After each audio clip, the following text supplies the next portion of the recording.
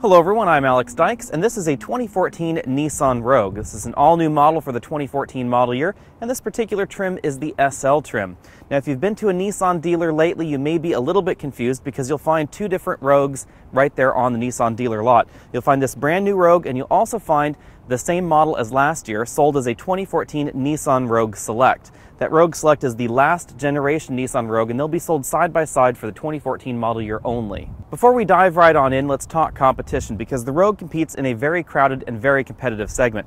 As a result, I'll really only be talking about the four primary competitors to the Rogue: the Escape, the CR-V, the Equinox, and the RAV4. Those are the top four best-selling compact SUVs in America, and those are really the ones we'll be focusing on in this video. Up front, we have an attractive and more aggressive front end for 2014. It also looks an awful lot more grown-up than the Rogue Select that you'll find on the same dealer lot as this all-new Rogue.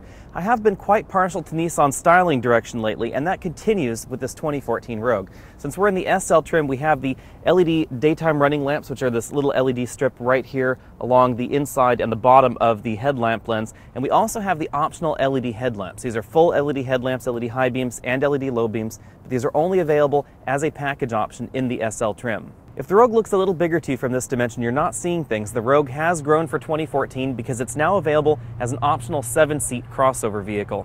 Compared to something like a Chevy Equinox, the Rogue is just a little bit smaller because the Equinox is absolutely enormous in this segment.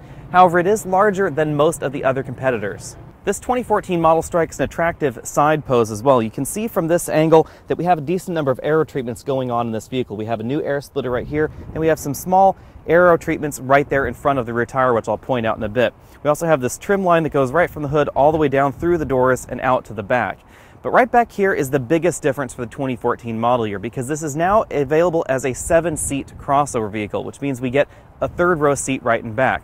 In order to accommodate that, we had to have a more upright profile and a squarer profile in the rear. We also have a relatively vertical tailgate and rear glass compared to the 5-seat only crossovers available on the market. And again, that's really just to accommodate cargo as well as the 6th and 7th passengers inside the Rogue. That is an option, so by default the Rogue is a 5-passenger vehicle only, and the one that we're taking a look at right here is the 5-passenger version, but the 6th and 7th seats are available. Our SL model has the standard and very attractive 18-inch wheels, and